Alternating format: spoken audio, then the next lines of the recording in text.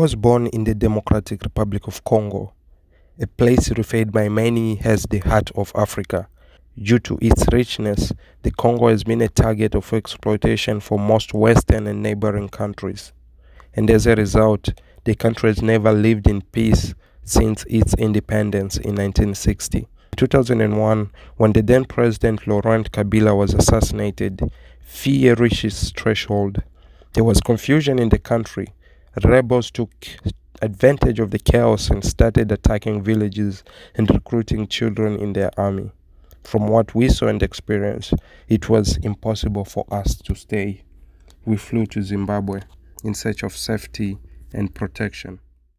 You know, what or who we become in this life is heavily influenced by our surrounding, our experiences, and the different people we associate with.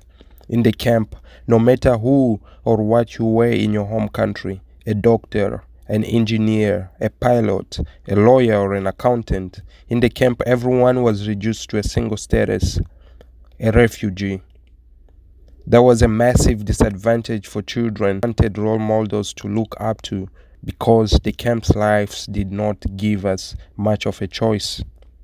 Adding those factors to peer pressure, it was nearly impossible for young people to think of a future where they could become anyone they wanted.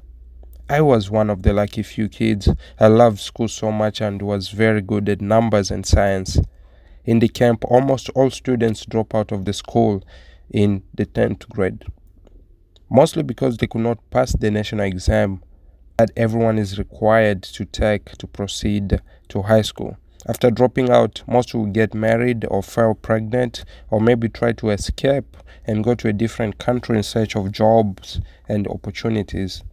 So until my time in 10th grade, the school in the camp had recorded a 0% pass rate for about 7 consecutive years. In 2012, me and 2 of my other friends wrote and passed the notorious national exams. Later that week, one refugee agency provided a scholarship for us to study at a boarding school out of the camp. It was a period of awakening to most young people. They could now see a way out of the camp, a way with possibilities, and from then henceforth, the school in the camp moved from being the worst school in the country to winning several awards both in academics and sports. There was a complete change of behavior within students, and hope was revitalized. In my senior year of high school, 2014, I was one of the 37 students across the nation to be selected to participate in the United States Student Achievers Program. The USAP program, founded by Rebecca Zeglamano, seeks out and identify talented students in often forgettable communities and connect them with life-changing opportunities to pursue their dreams. In 2015, I was awarded the Global Ambassador Scholarship to pursue my undergraduate studies in engineering at the University of Southern Indiana. Since receiving my admission, there have been 5 more refugee students who were admitted into the USAP program and have started their journeys as well. All 6 of us now serve as role models to our brothers and sisters back home. When I started college, I knew this was a once-in-a-lifetime opportunity. And all I wanted was to go out there, grow, make a social impact on campus, and perform my duties for the people back home. As a result, I got involved on campus through social activities and volunteering in the community.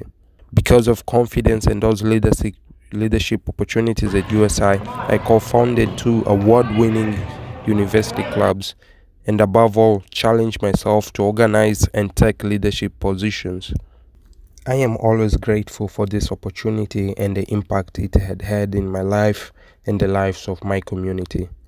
Without this scholarship, I probably would not have had a story to tell, and I don't see how else I would be where I am and who I am today. I understand there is a global refugee crisis, and it might seem impossible to address, especially for an admission officer working on a budget. But let me assure you that there is hope in this world, and I am a testimony of that. Each one of us cannot restore back refugees' homes and lost lives, but we can at least support those who are still hanging on their dreams of pursuing an education. One refugee with hope is one too many. One role model in a refugee camp is one too many. Like Nelson Mandela once said, education is a powerful weapon to change the world.